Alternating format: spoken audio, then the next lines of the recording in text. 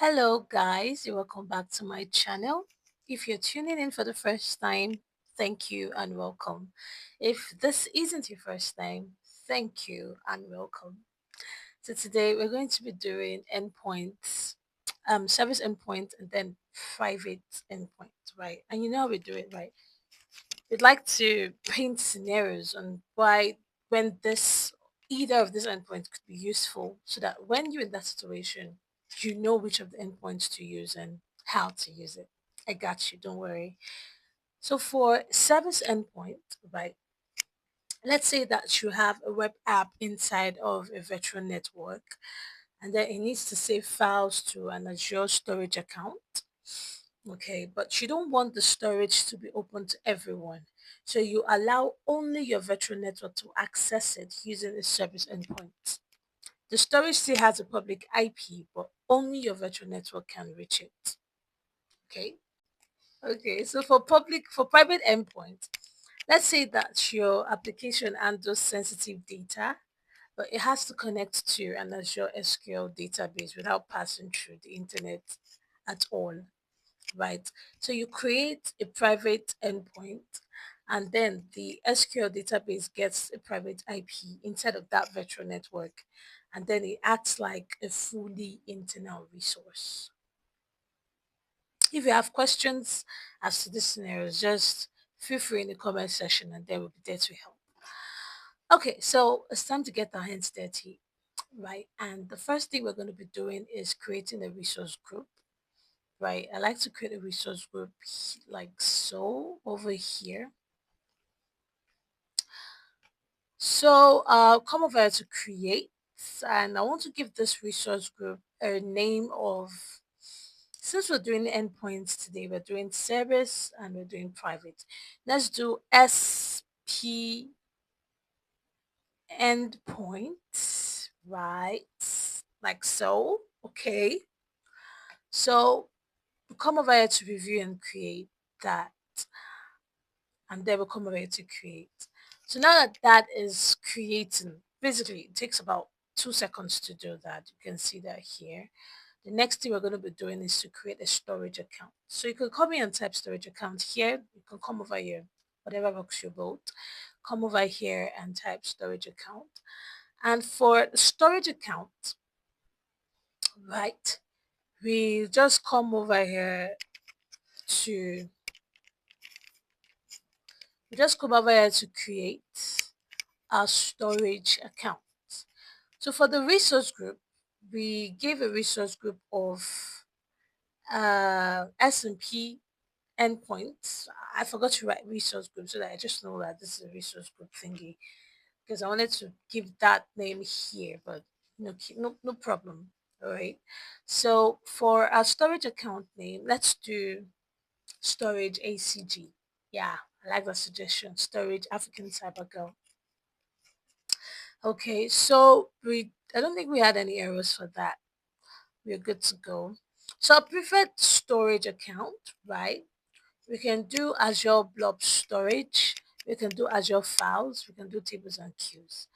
But for this particular hands-on, I want to work with the Blob Storage. Okay. So this helps us provide believers guidance. It doesn't restrict your storage to this resource type. Fantastic. So for redundancy, I like to leave this as a locally redundant storage. Okay. So, I mean, you could do whatever you want to do with yours, but that is what I want to do with mine. All right. So moving forward to this storage account. Advanced, everything can be left at default. For blob storage, yeah, I think we're good. Move on to next, networking. Enable public access from all networks. Can enable public access from selected virtual network and IP address. So the thing about clicking this is because we've not created a virtual network here, but let's do this. I mean, I thought as much. We've not created a virtual network yet. So clicking this might, but you know what? Let's try to create a virtual network in one of our duplicated tabs. Let's see if this is going to work fast. Okay, because I mean, you can choose to allow public access from all networks. You can disable public access and use private access. I mean, what do you guys think? Disable public access to use a private access, right? So whatever decision you're choosing to make can come over here. But let's just use a virtual network. I want to use a virtual network for mine. So we'll come over here to virtual network. All right, and then we'll have to create this here. So come over here to create a virtual network. Okay, so for my virtual network, same thing, SP endpoint. Virtual network name should be, let's say endpoints. Okay, let's do SP endpoint VN, like so. Okay, so we move on to next, security, virtual network encryption, bastion, no, firewall, no, DDoS protection. You know, I said at the beginning of this um, hands-on that we were going to enable DDoS protection for our endpoint. But you know what? You know what? If I do this, however, what I wanted to do wasn't this actually. I wanted to do it in a certain different way. And immediately I clicked that, I got an error, right? Because I had to select a plan, right? So we're not going to do that. Okay, but we're going to enable DDoS protection in another subtle way. All right, so the next thing we're going to be doing is going over to IP address. This is where we get to name the subnets that was given to us by our beautiful virtual network. I want to give this endpoints. My spelling is bad. Endpoint subnet. Okay, so come over here to click OK. Let's come straight up to review and create. So the reason why I'm creating this on the side is, let's see if that would actually refresh on the other end and we'll be able to use a virtual network. Come over here to create. So while this is deploying, we'll see if for our networking, we could enable public access from selected virtual network and IP addresses, right? Uh, we can select the virtual network here, but it's not created yet. This deployment is still in progress. So we might have to stall a little bit.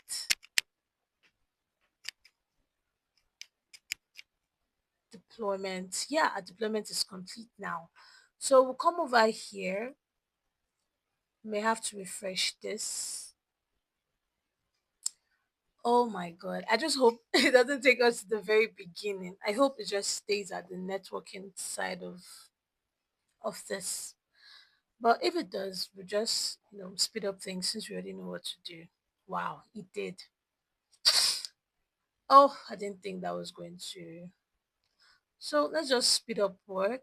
SMP for storage account. We have a suggestion for pivot, blob, redundancy, local, looks good. Next. For networking, for advanced, I mean, advanced, we didn't touch anything here. Looks good. For networking, right? So we could public network access enabled, public network access scope. So enable from selected virtual networks and private IP address. We can come here to enable that. For our virtual network, we created this, remember? And then automatically we got the subnet allocated. Now, for our IPv4 address, this isn't actually labeled as compulsory, but I don't know if since we don't have you know what, let's copy their client. Oh, no, no, no, we can't do that. So let's delete that because I thought we could, you know what, let's just try and just put in something, right? 192 168 dot 5253.9.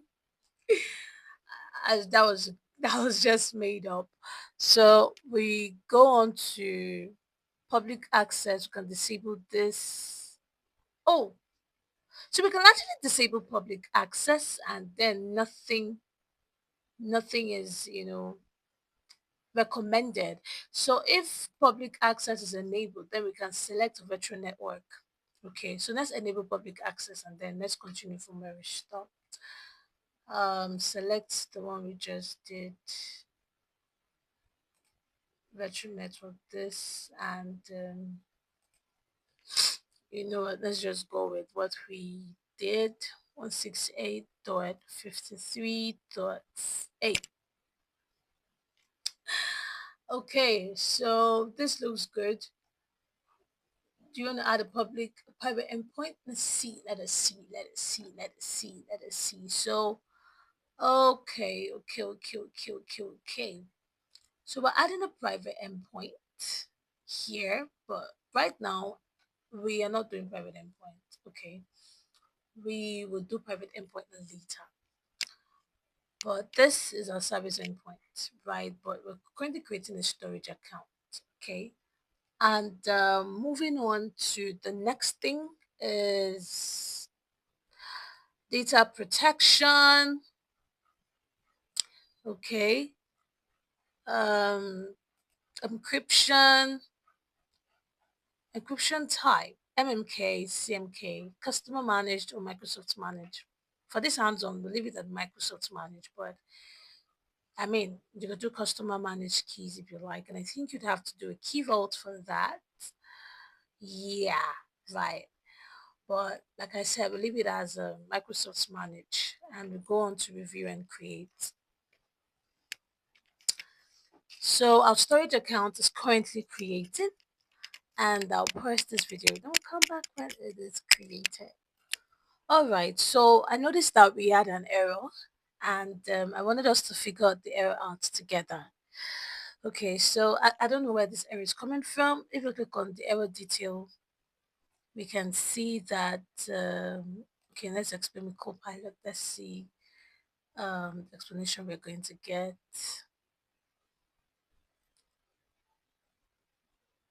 This is,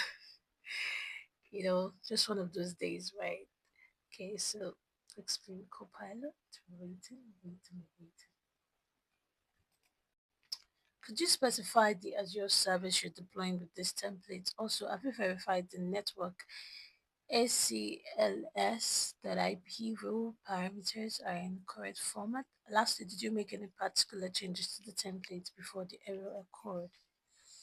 Okay, so you know what I'm going to do? Let's go back to networking. Okay, so probably it's this IP address that I just made up, right? So to avoid things, we'll just click on disabled straight up. So we're disabling public access to this, right? And then we'll move forward and then we just click on next. We can just go straight to review and create. And let us see if we'll still encounter that error. If we still encounter the error, then we might have to, debug more. But okay, so we still have that error message. And we may have to copy this.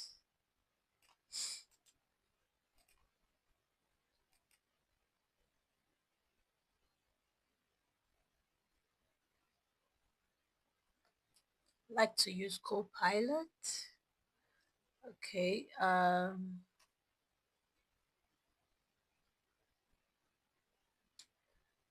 Okay. One or more parameters you passed are not valid. Yeah, I mean, I thought about it. I felt like the IP address that I used was incorrect, and that's why I removed it. right? If we provide an invalid string, the request fails. So I figured that that should be the issue, but I didn't think it was still going to give me that same error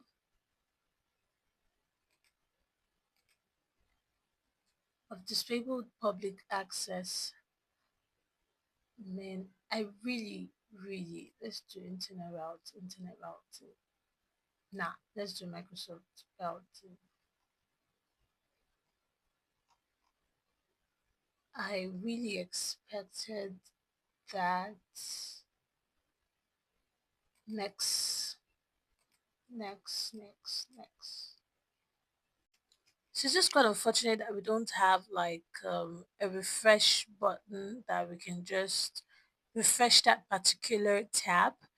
So we don't have to refresh everything and then have to start all over again. But I mean, that's what we have at the moment, and we have to make do with that. So because we already know how we've done this, we just have to be really fast about things. Resource group S&P endpoint. This is a name suggestion. Storage type this. And for geo, locally, move on to next. Move on to next. So I'm disabling this, right? I move on to next, move on to next, move on to next, and then review and create.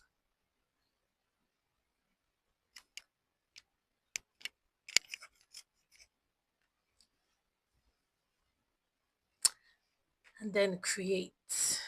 So this is initializing deployment, submitting the deployment template for a resource group. So this demonstration automatically checks the box when I said the assumption IP address that I used caused the error, and refreshing this, and it's probably the cache, that just stored our previous data somehow. That still gave us that error regardless. But you can see that when I refreshed it and I, follow through, there was no error. So one of those days again. And you're welcome to African Cyber Girl, where she learns in public. Right now, our deployment has been complete for our storage account, and the next thing we're going to be doing is to create a virtual machine. So we can come over here to create a virtual machine. Okay, come over here to create.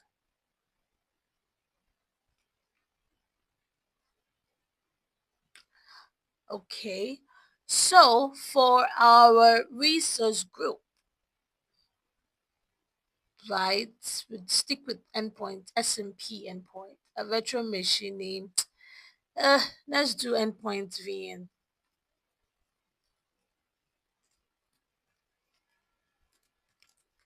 Endpoint VM, right?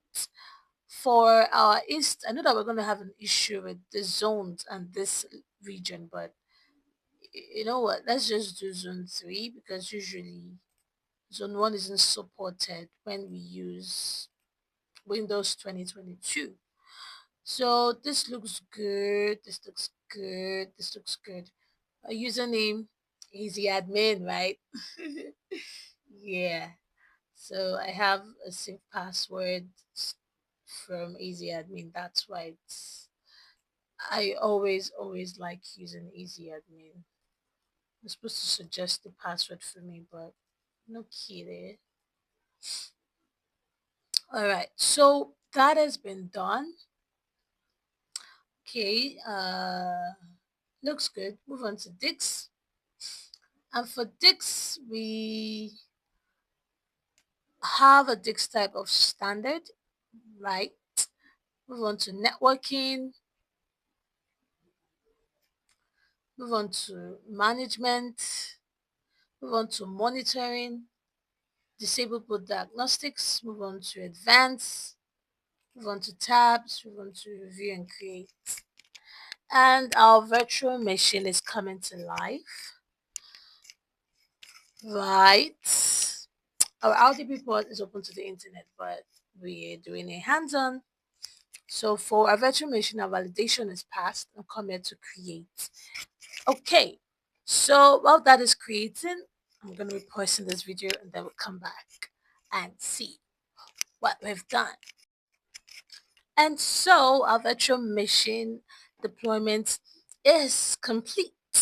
Okay, so we go to a resource group to just check out, see how virtual machine looks like.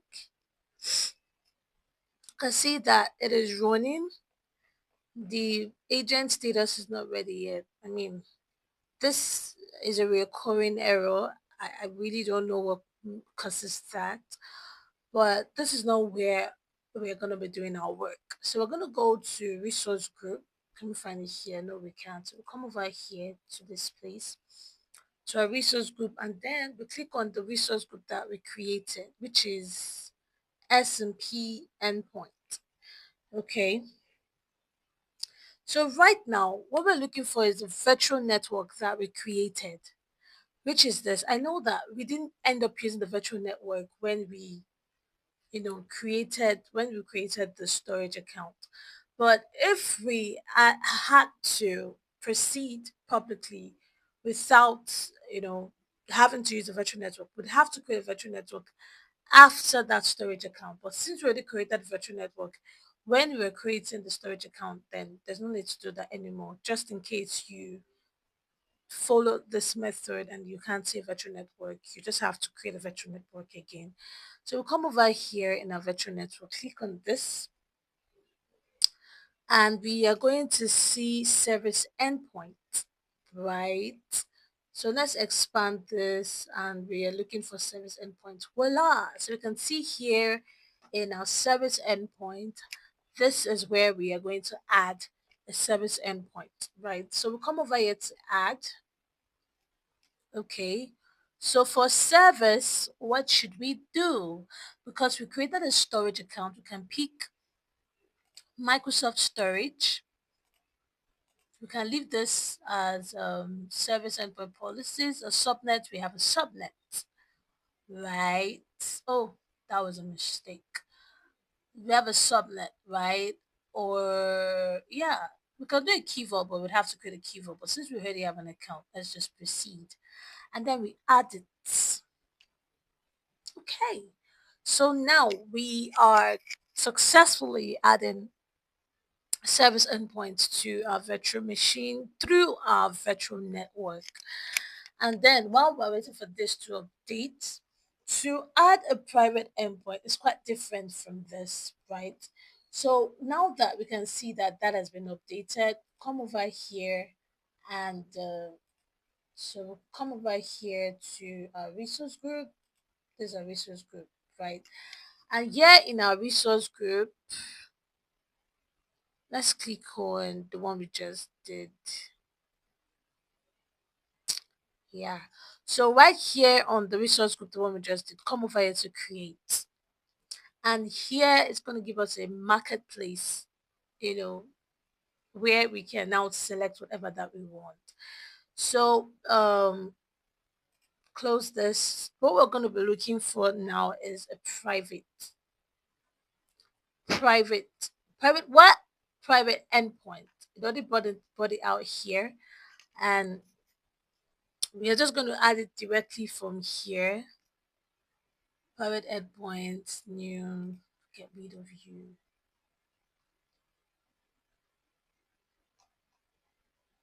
Private endpoint,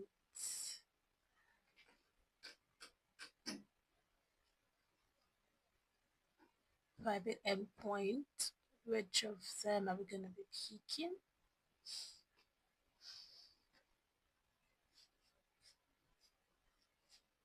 So usually private endpoint is supposed to give us like the first thing here, but I'm thinking that they're giving us different kind of private endpoints, right? So this is a private cloud controller. This is IBM Cloud Pack, HCL Big Fix, Wazoo and Azure, Elastic Cloud Annual, I'm torn between choices because when I did this on my own practice, what or rather when I was, when the tutor that was teaching me on Udemy thought on private endpoint, the first thing that just came out here was just private endpoint. But I mean, I guess it is what it is. So let's just try and see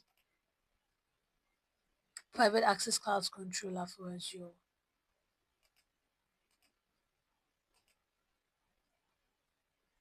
Are we supposed to wait? Hmm. Come here to create. We can create. Okay, so that is creating.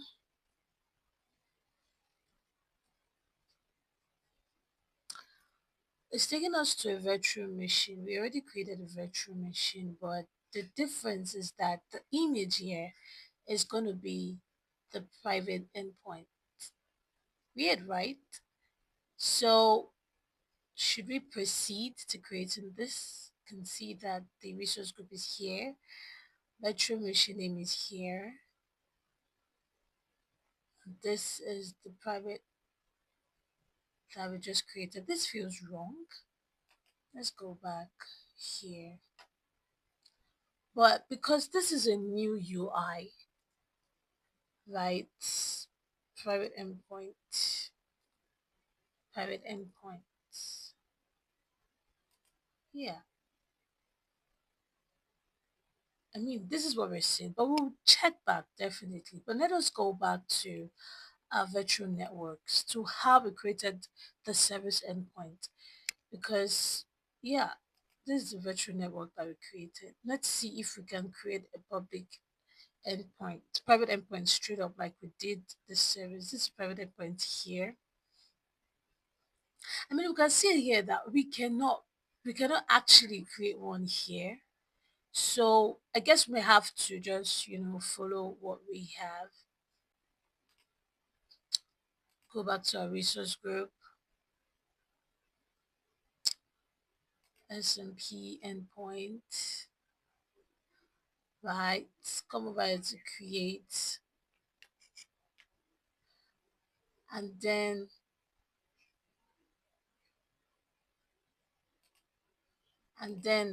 private endpoint,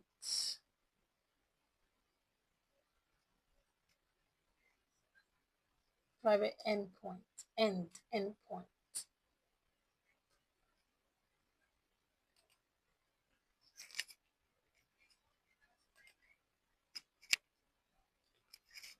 Okay, so I clicked on Azure Services only, and I got no result. But when I'm unclicking this, there are other results. So you know what? Let's proceed to doing this. Right? Create, recreate. It took us to where to create a virtual machine. Okay, same resource group, virtual machine name. Let's just do private endpoints, endpoints, VM. Okay, same region, availability zone, standard, this size. Okay, zone 3 is supported. So let's go uncheck this and then we'll do zone 3.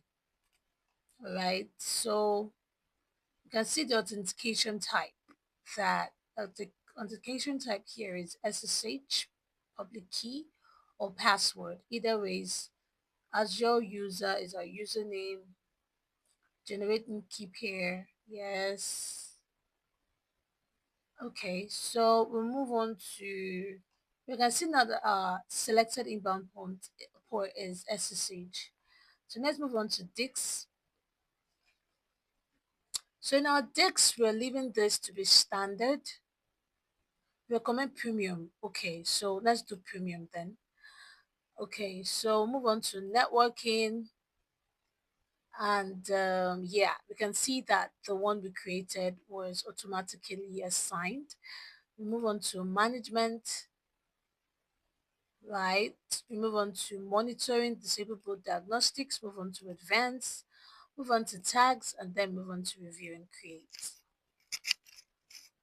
Okay, so this virtual machine also is going to take a lot of time. I'm going to pause this video and then we'll come back. Okay, before I pause the video, we can see that we have about two subscriptions, right?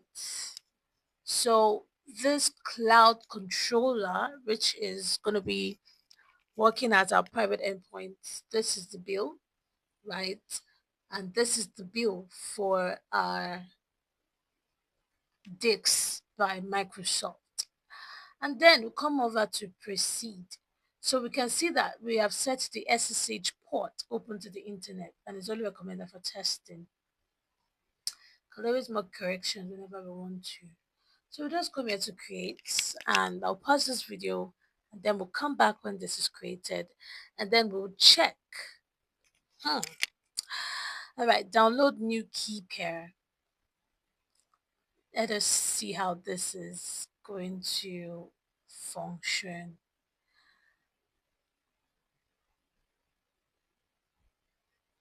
So an SSH key pair contains both a public key and a private key. Azure doesn't store the public key after the SSH key resource is created. You won't be able to download the private key again. Okay, so let us see which of this is deploying. I mean, there's a lot of things happening. Trust me, this is my first time that I'm doing this. I was not prepared. I wasn't prepared for this. To think that when I took the course by John Christopher, yeah, on Udemy, what I'm experiencing is what he did not experience. But that's just beauty of doing your own hands-on, right? You do things and then you learn. Probably it was a different, UI at the time, a different user experience as well. And this is a learning, an additional learning on my badge. Guys, I'm doing good. Okay, so I wanted to post this deployment, but we had a lot of things that I could not ignore, and it was important in case you had to experience that too. But for people that may have known this already, and let's say that you feel would have done this better, please on the comment section do drop your thoughts, and then we can see if we can recreate this and see how we can make this better. So while this is currently in progress, I'll pause this recording and we'll come back when the deployment is complete. Okay guys, so we're back on the deployment and we can see that the deployment is complete. You can see that the deployment name is the private cloud controller, which I'll take it to be our private endpoint. So we are going to now check this in our virtual network, right? Let's see if we can see that in our private endpoint session, right?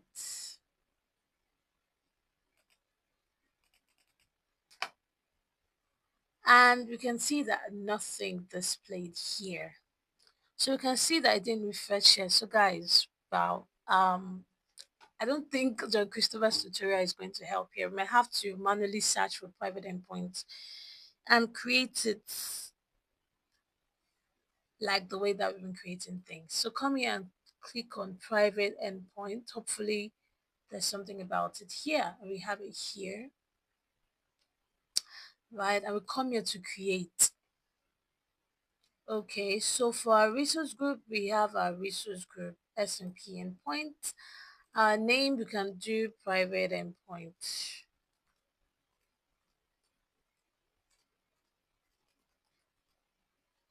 Okay, yeah, so that doesn't make sense, right? But then it was accepted, so that we're good.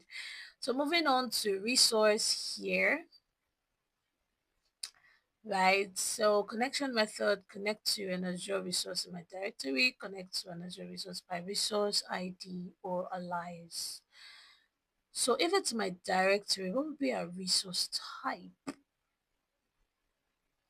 Hmm. Do we have anything on storage? Can we search something on storage? Yeah, we do. So let's just do storage account, right? And our resource is a resource group, or this is our storage name. Yeah, that's our storage account, storage ACG. So for our target sub resource, let's do blob. Okay. And then we proceed to virtual networks. For virtual network, we already have virtual network, and yeah, all of that just did your thing, and then move on to DNS.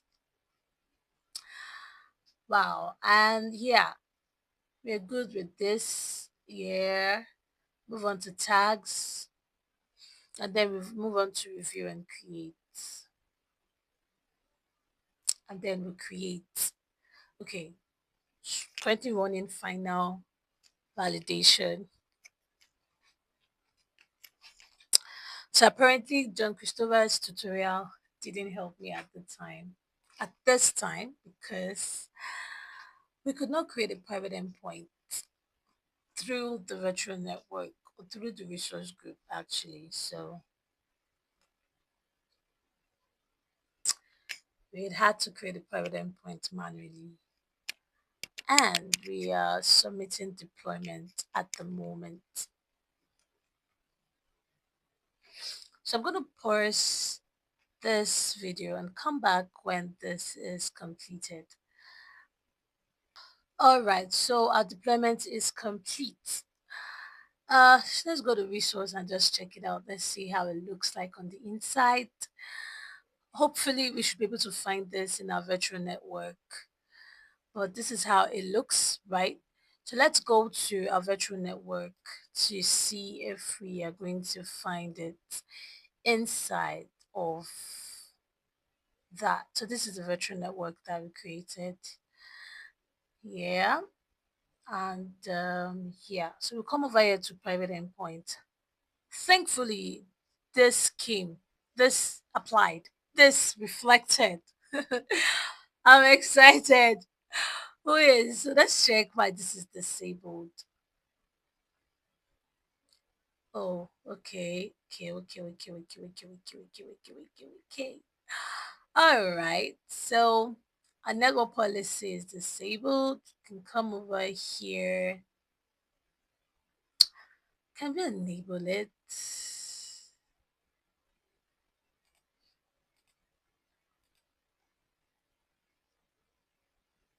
So private endpoint network policy. This isn't disabled. You can come here. Oh, okay. So um, so we cannot actually enable it. We have to either connect it to a network security group or a route table. But because it's a hands-on, let's just stop here, guys. Because clicking on this would actually require us to create an NSG. Then we now have to select it, right? Right. And or we do a route table. Either ways, but we'll have to do a route table after this. So you know what? Let's leave it as disabled for now. All right, and then we save. Bottom line is that we've been able to create a service endpoint and then a private endpoint. Thank you so much if you stayed to the end of this video. Thank you for sticking with me to this very moment. Okay, I really, really appreciate it. And if you've not subscribed to this channel, this is your cue to do that. You have to subscribe to this channel because this is you supporting me in my journey of zero to cyber shield, right? And the next thing on our video, or the next video that we're going to be making, is how I'm going to build another firewall. But remember that the first firewall that we built from the ground up, we used classic, but then we're going to be using policies in the next firewall that we're going to be doing. So you have to stay through to see how we are going to do firewall and add the classic, add the policy, build firewall the policy. But I promised us something, right? And that is how to enable DDoS attack. How to enable DDoS protection plan. So usually you can just come here and just type DDoS protection plan, right? You can just come here to create, put in your resource group, which is the one we just created, S&P endpoint. You can come here and put endpoints DDoS. Okay, so we move on to review and create.